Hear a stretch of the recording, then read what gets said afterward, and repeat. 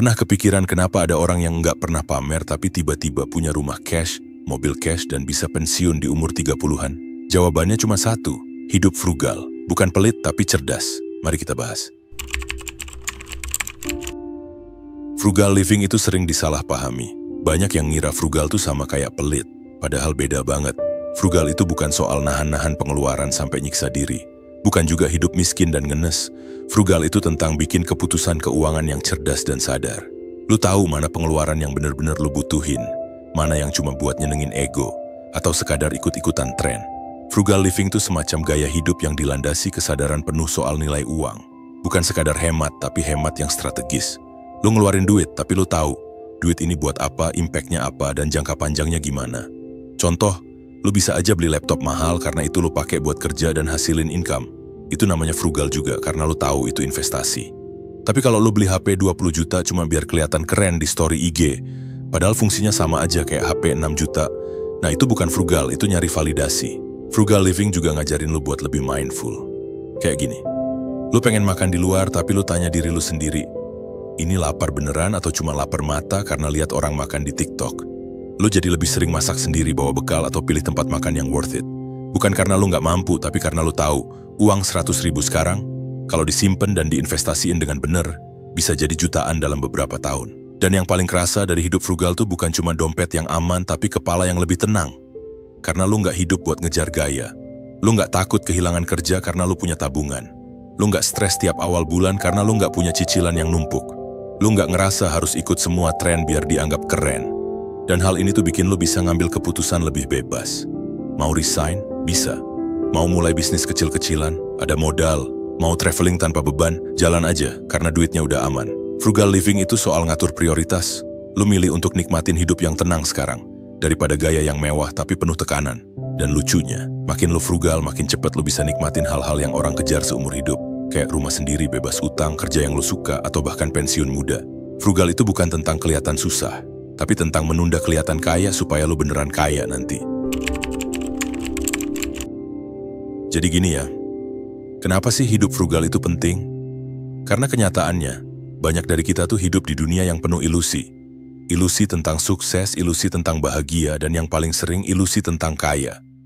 Kita tuh sering ngelihat orang yang pakai mobil bagus, baju branded, nongkrong di tempat mahal. Terus kita mikir, wah, hidupnya enak banget, pasti kaya. Padahal bisa aja, dia nabung cuma sisa 5.000 sebulan, semua yang dia punya itu cicilan.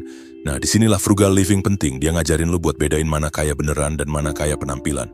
Karena banyak banget orang yang terlihat kaya, tapi sebenarnya secara finansial tuh rapuh banget. Tabungan kosong, utang numpuk, hidup buat gaji bulan depan. Sementara orang yang hidup frugal bisa aja pakai motor butut, baju simple, tapi tabungannya udah ratusan juta, investasinya jalan, dan kalau dia berhenti kerja sekarang, dia masih bisa hidup berbulan-bulan bahkan bertahun-tahun ke depan. Itu yang disebut kaya secara struktur, bukan gaya. Frugal living juga penting karena lu jadi bisa ngerem impuls. Lu nggak asal beli, lu mikir dulu. Setiap kali pengen jajan, beli gadget baru, atau ikut tren, lu tanya, apa ini penting buat hidup gue, atau ini cuma keinginan sesaat? Lu jadi punya filter internal buat ngatur duit lu, dan itu bikin lu jauh lebih kuat secara mental. Dan satu hal yang paling powerful dari frugal living, lu bisa mulai membangun kekayaan lebih cepat. Banyak orang baru mulai mikirin tabungan umur 30-an. Lu yang frugal, bisa mulai nabung dan investasi dari umur 20-an. Lu punya head start yang gila banget. Misalnya lu bisa nyisihin 3 juta per bulan, terus lu taruh di tempat investasi yang hasilnya rata-rata 12% per tahun. Dalam 10 tahun, duit lu bisa jadi hampir 800 juta. Dan itu lu mulai tanpa nambah penghasilan, cuma dengan gaya hidup yang lebih terkontrol. Bayangin kalau income lu juga naik pelan-pelan dan gaya hidup lu tetap frugal. Itu kombinasi yang luar biasa. Lu bisa punya rumah sendiri tanpa utang. Lu bisa pensiun dini. Atau kerja di bidang yang lu suka tanpa takut duit. Selain itu, frugal living juga bikin hidup lu lebih bebas. Bebas ngambil keputusan tanpa tekanan uang. Lu nggak harus terus-terusan kerja demi bayar cicilan. Lu nggak harus ikut nongkrong mahal biar diterima. Lu bisa bilang enggak tanpa rasa bersalah. Dan ini penting banget, karena mayoritas orang hidup dalam tekanan sosial. Lu ngerasa harus tampil sukses padahal hati lu capek. Lu pengen posting liburan padahal sebenarnya duit pas-pasan. Frugal living ngasih lu kontrol. Bukan cuma kontrol atas duit lu, tapi kontrol atas hidup lu. Lu bisa pelan-pelan bangun pondasi yang kuat, dana darurat aman, asuransi ada, investasi jalan, dan lu nggak harus ngumumin ke siapa-siapa. Itulah kenapa frugal living penting, karena dia bukan cuma soal hemat, tapi soal mikir jangka panjang. soal hidup lebih sadar, dan soal ngatur hidup lo sendiri, bukan hidup buat validasi orang lain. Oke, sekarang kita bahas bagian paling penting. Gimana sih cara frugal living yang praktis dan bisa langsung lo terapin tanpa bikin hidup lo sengsara? Karena jujur aja ya, frugal itu bukan soal nyiksa diri. Bukan berarti lo harus hidup kayak zaman batu. Yang penting itu, lo punya strategi. Pertama, kenali bocor halus dompet lo. Ini masalah klasik yang sering banget nggak disadarin. Bukan karena lo boros banget, tapi karena pengeluaran kecil yang nggak kerasa ternyata numpuk. Contohnya, langganan Netflix, Disney+, Spotify, dan 3 aplikasi lain yang jarang lo buka. Ngopi tiap pagi di coffee shop 25.000 sekali, 20 kali sebulan sama dengan 500.000. Grab food tiap malam karena males masak, padahal isi kulkas masih aman. Beli barang cuma 50.000 kok, tapi sebulan bisa 10 kali. Itu namanya bocor halus. Kayak air netes pelan-pelan tapi bisa ngisi ember.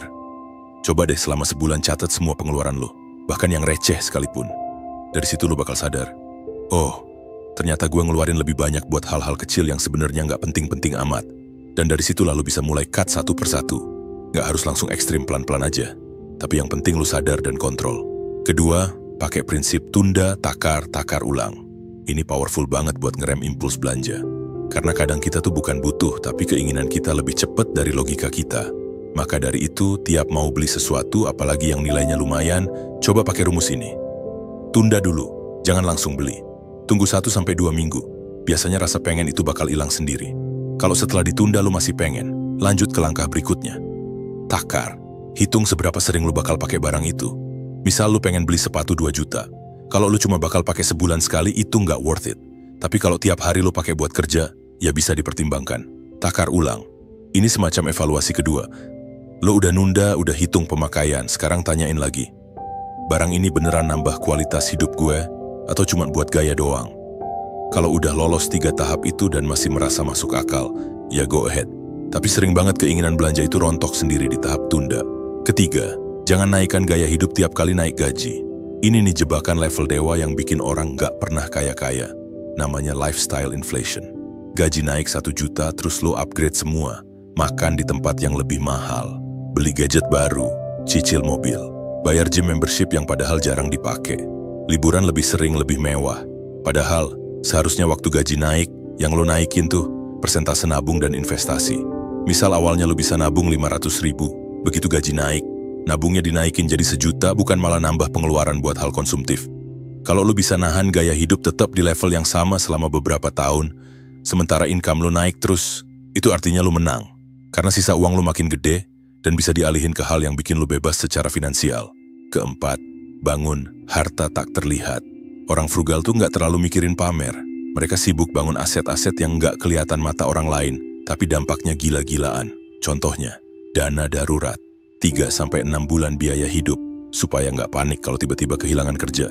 Investasi, saham, reksadana, emas, properti. Uang lo kerja buat lo, bukan lo kerja buat uang doang. Skill, lo bayar kursus, belajar hal baru, upgrade diri. Ini juga aset, bahkan bisa lebih berharga dari tabungan. Koneksi sehat, punya komunitas yang positif, suportif, dan punya value. Harta tak terlihat itu yang bikin orang frugal bisa tidur nyenyak, karena meskipun hidupnya simple, mereka tahu mereka aman. Nggak khawatir kalau ada musibah, nggak cemas kalau harus ambil keputusan besar, nggak panik kalau harga-harga naik. Mereka nggak kelihatan kaya dari luar, tapi dalam diam, mereka sedang membangun fondasi kekayaan sejati. Kalau strategi ini lo jalanin konsisten 2-3 tahun aja, hasilnya bakal kelihatan banget. Bukan cuma dari saldo rekening, tapi dari cara lo ngelihat dunia. Lo lebih tenang, lebih bijak, dan lebih kuat secara finansial. Lo sadar nggak sih, sekarang tuh orang gampang banget kelihatan kaya. Cukup modal HP, filter estetik, dan caption yang sok-sok healing. Tiba-tiba semua orang kelihatannya sukses. Tapi, kaya beneran? Itu beda cerita. Orang yang bener-bener kaya seringnya justru nggak kelihatan. Nggak pamer, nggak ribut soal duit, dan nggak buru-buru validasi. Mereka bisa makan di warteg dan tetap nyantai, padahal rekeningnya isinya ratusan juta. Mereka bisa nongkrong biasa aja pakai sendal jepit, tapi punya aset yang jalan sendiri. Kenapa bisa gitu? Karena buat orang yang udah ngerti soal uang, jadi kayak diam-diam itu jauh lebih enak. Pertama, lu bebas dari tekanan sosial. Lu nggak perlu mikirin harus pakai apa biar dianggap sukses. Nggak usah khawatir dicibir kalau nggak ikut tren. Hidup lu lebih simple karena yang lu fokusin tuh bukan citra, tapi isi. Lu kerja bukan buat kelihatan keren, tapi buat nambah nilai. Lu nabung bukan buat diposting, tapi buat ketenangan. Lu investasi diam-diam, beli aset pelan-pelan, ngatur duit tanpa banyak cerita. Dan karena lu nggak ngumbar, nggak banyak orang yang ngikut campur. Nggak ada yang tiba-tiba minjem duit seenaknya. Nggak ada drama iri atau omongan belakang. Lu hidup tenang, ngatur strategi, dan tumbuh stabil. Kedua, jadi kaya diam-diam itu bikin lu lebih fokus sama proses. Lu nggak capek mikirin pencitraan. Waktu dan energi lu fokus ke kerjaan, bisnis, investasi, atau hal-hal yang bikin lu berkembang. Lu belajar terus, lu nyusun target, lu pelan-pelan naikin value lu. Dan semua itu nggak perlu panggung. Orang lain sibuk upload liburan dan makan fancy, lu sibuk nyicil tanah kecil buat investasi. Orang lain pamer iPhone baru, lu malah beli laptop second buat nulis buku atau kerja. Beda arah, beda niat. Ketiga, orang yang kaya diam-diam tuh ngerti satu hal penting. Kebebasan lebih penting daripada gengsi. Mereka nggak kepengen kelihatan punya semuanya. Mereka pengen punya pilihan. Mau kerja atau enggak, mereka bisa. Mau pindah kota, tinggal stop kontrak dan cabut. Mau istirahat sebulan penuh, bisa karena dana daruratnya udah aman. Mau bantu keluarga, bisa karena ada tabungan yang disiapin buat itu. Dan semua itu nggak didapetin dari gaya hidup flexing. Dapatnya dari kebiasaan mikir panjang. Dari hidup di bawah kemampuan, bukan sesuai ego. Dari nolak hal-hal yang kelihatannya keren, tapi sebenarnya kosong. Orang yang jadi kaya diam-diam tuh ngerti. Kekayaan yang paling kuat itu yang nggak bisa dilihat orang. Tabungan, aset, kebebasan, pengetahuan, ketenangan, itu semua nggak kelihatan di Instagram, tapi efeknya kerasa seumur hidup. Dan lucunya, seringkali orang yang kelihatan biasa-biasa aja justru punya lebih banyak dari mereka yang sibuk pamer. Karena satu hal, mereka simpan power mereka buat diri sendiri, bukan buat dapat likes. Jadi kalau hari ini lo lagi kerja pelan-pelan, lagi bangun tabungan, lagi nahan-nahan belanja biar bisa investasi, lagi ngumpulin skill atau baca buku self-development, dan ngerasa kayak lu ketinggalan dari orang-orang yang tampil, wow, tenang. Lu nggak ketinggalan, lu lagi main game yang beda. Mereka main buat dilihat, lu main buat menang. Dan orang yang main buat menang biasanya diem-diem. Tapi sekali maju, dia nggak balik lagi. Kalau lu ngerasa video ini ngebuka perspektif baru, jangan lupa like, share ke temen lu yang borosnya udah akut, dan pastiin klik subscribe, biar lu nggak ketinggalan konten kehidupan nyata kayak gini lagi. Ingat ya, lu nggak harus kelihatan sukses sekarang. Yang penting lu sedang menuju sukses dengan tenang. Frugal living bukan tentang menahan kesenangan, tapi ngatur prioritas biar lu bisa nikmatin hidup tanpa tekanan. Sampai ketemu di video selanjutnya. Keep upgrading your brain.